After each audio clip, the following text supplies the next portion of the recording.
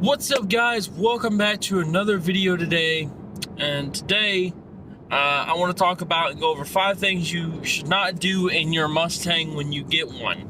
So first of all, just to clarify, if you yourself have never been behind a car that actually has some horsepower, and when I say some horsepower, I mean more than like a Toyota Corolla or something at like 180 or 200 horsepower. First of all, the things you don't want to do is immediately go into basically just crapping the crap out of your car. And what I mean by that is like just constantly, going fast and stuff like that. First of all, get a feel for the car.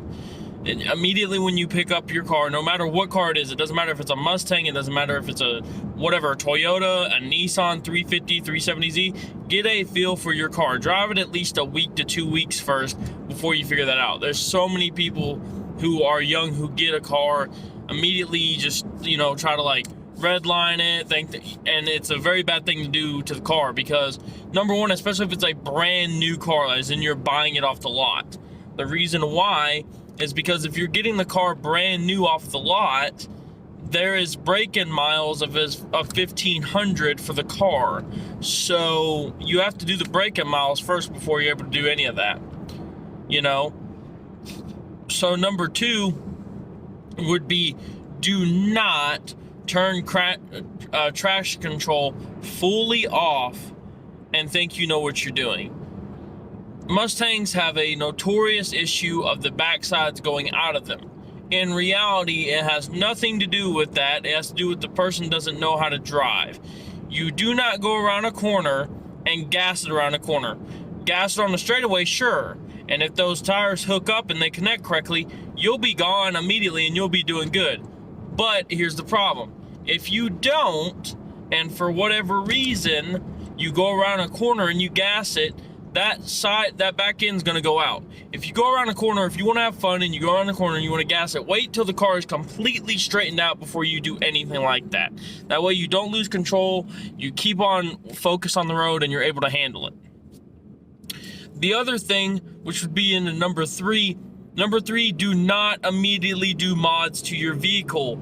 There are so many people that get a Mustang and immediately start modifying the vehicle, meaning that they wind up sitting here and buying like a cold air intake and a bunch of other stuff.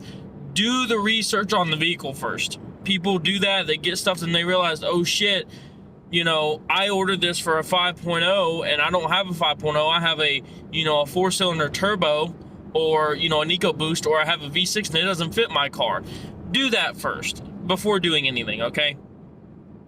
Finally, number 4, realize that just because it's a sports car or muscle car, whichever one you want to classify it as, does not mean you always got to beat on the car all the time. For instance, right now, I'm driving in sport mode. I'm just barely touching the gas right now. I don't have to jam on this gas and go fast all the time. And I think that's where a lot of people encounter a lot of problems when they get these cars. The notorious thing for Mustangs, supposedly, is that a lot of them wind up having issues underneath the hood for the newer ones. In reality, they're very, very, very reliable cars as long as you're not always redlining it, shifting near the red line, doing 6,000 RPMs every single time. It's just common logic, because it doesn't matter what car you do it in. If you constantly do that in any car, you're constantly putting a lot more wear on the car as opposed to if you're just doing daily driving with it. And finally, coming up to the very final thing, do not immediately look into getting E85 for your car unless you know what you're doing. People have sat here, bought the wrong things, the wrong fuel injectors, the wrong stuff, and spent hundreds and hundreds of dollars when they didn't need to, and they didn't put in enough research into doing E85. Just stick with the basics in the beginning, learn your car for at least a month or 2, then kind of learn to go from there, okay? Because so many people in the Mustang groups that I'm in are having multiple problems with either they can't keep their car on the road, or either, probably I would recommend the biggest thing to do if you get a Mustang that doesn't have brand new tires on it, and you're noticing that when you actually put your foot down every once in a while, that your back is going like this, immediately get some grippier tires. Some really good ones are Nitto tires. You might want to look into getting those. They provide a lot of better traction to stick to the ground. That's it. I hope you guys enjoyed the video. Thank you guys so much, and I'll see you guys next time.